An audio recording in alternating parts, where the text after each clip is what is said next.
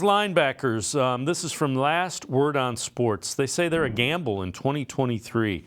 Tough luck injuries. Though the team only starts 2 or 3 linebackers each week, they lost an astounding 5 to season-long injuries. No new names. Surprisingly, the Browns let more linebackers leave, 4 than they signed 1. The only new signee, Matthew Adams, primarily a special teams guy. Questionable strategy. In recent years, Browns have shown they prefer their linebackers to be small and speedy rather than big and beefy. Of the 9 Browns linebackers on the roster, only 2 weigh more than 230 pounds.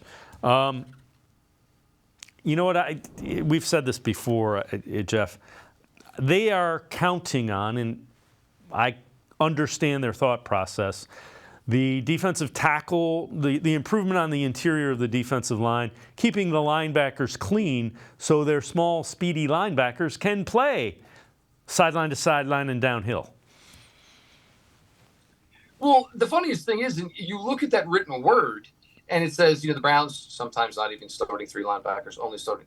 The Browns essentially don't really care about the linebackers. They don't. And I think essentially this is a team that says we're going to play a lot of nickel, we're going to play a lot of dime, and I think they view their linebackers more so as box safeties than they do true traditional linebackers. Big and beefy. Well, you don't need big and beefy. The Browns don't pay a 3-4.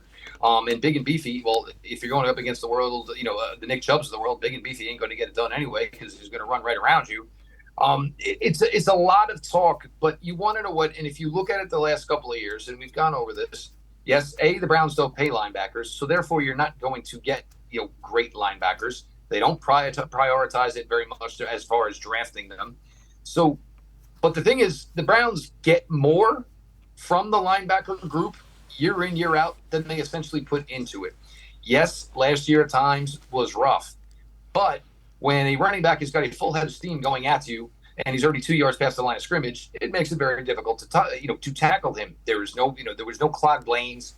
Running backs very rarely had to adjust or basically find go to a cutback lane or reinvent something on the fly because they were being stuffed at the line of scrimmage. It just wasn't the way it was last year. And when you look, the Browns went out and brought in McLeod, obviously. So there is 3 safeties. They have the 3 good corners. You spent extra on edge by bringing in Zadarius Smith. If they truly felt that the problem with this defense last year was linebacker, out of all the things they did, going after Jim Schwartz, going after another safety, trading for Zadarius Smith, signing Owusu-Koramoah, if the Browns really felt it was that big of an issue, they would have addressed it. It's plain and simple.